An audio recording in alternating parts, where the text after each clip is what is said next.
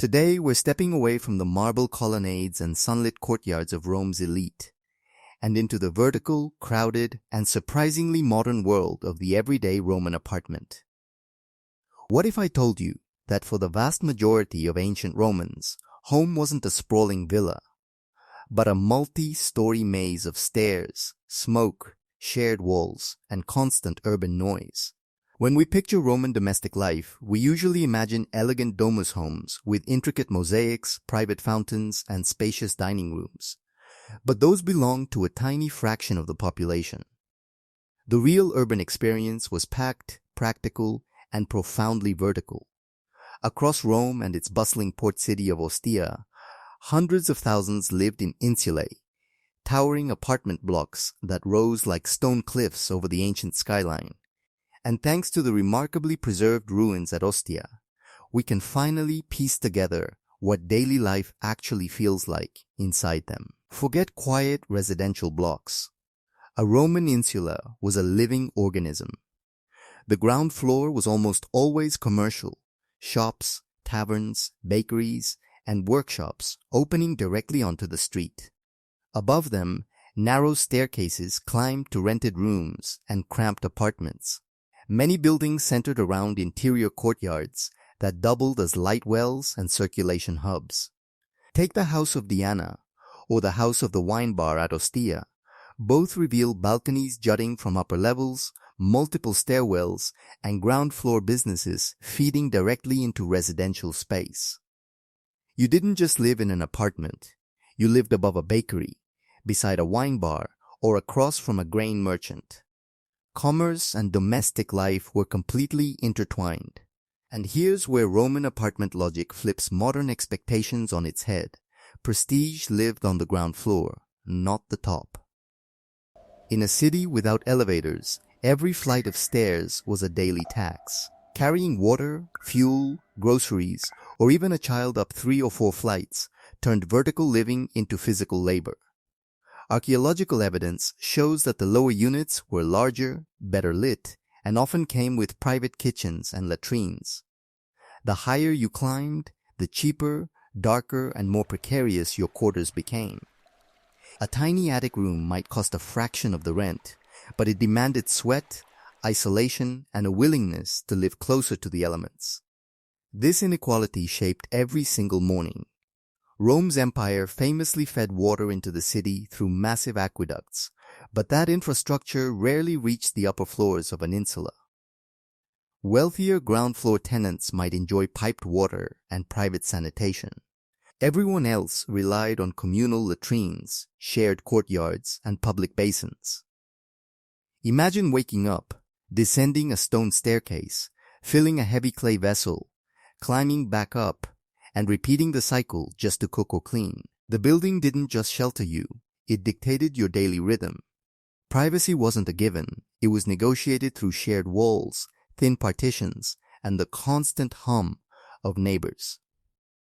Roman writers didn't romanticize this life. They complained about it relentlessly. Strabo documented frequent collapses and fires. Seneca wrote of the deafening noise that made sleep a genuine luxury. Juvenal painted a brutal picture of tenants dodging falling roof tiles, chamber pots emptied from above, and drunken brawls in narrow, unlit streets after dark. Tacitus noted how Rome's tight winding lanes turned fires into unstoppable infernos. Augustus even tried to cap building heights at 70 feet to curb the danger. But land was too valuable and demand too high for strict enforcement to work. The insula was a compromise, a pragmatic response to urban density, held together by engineering, speculation, and sheer endurance. Yet, despite the friction, these buildings bred a unique kind of community. An insula wasn't just a stack of rooms. It was a compressed microcosm of Roman society. Free citizens, freedmen, merchants, laborers, and enslaved workers all shared the same stairwells, courtyards, and water basins. In places like the House of Serapis, you'd find a religious shrine tucked right into the residential courtyard.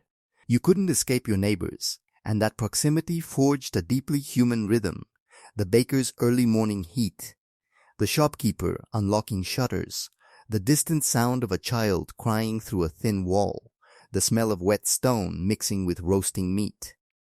Privacy was scarce, but isolation was impossible.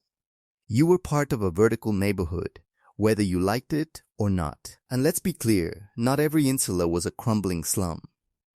The archaeology at Ostia reveals a wide spectrum.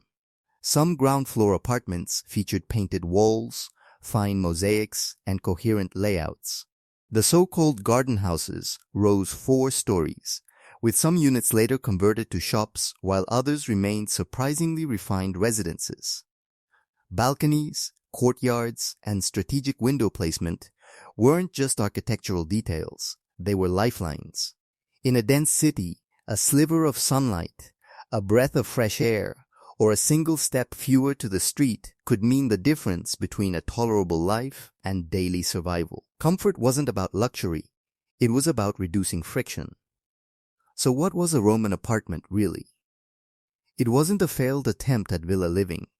It was a distinctly urban invention, forged by density and sustained by adaptation. It merged commerce and residence, engineering and speculation, risk and routine. It could be painted or bare, spacious or suffocating, secure or precarious. 2 people could share the same address and live in completely different worlds. The insula tells a more honest story of ancient Rome. Not the empire of senators and statues, but the city of tenants navigating stairs, noise, rent, and resilience. It was a machine for living in a crowded world, one that solved the problem of space, but never quite mastered the problem of comfort. If you've ever wondered what ancient life actually felt like beyond the marble monuments and military conquests, you're exactly where you should be. Thanks for watching History Unfolded. And don't forget to subscribe for more untold stories from the past. Until next time, keep exploring. This has been History Unfolded.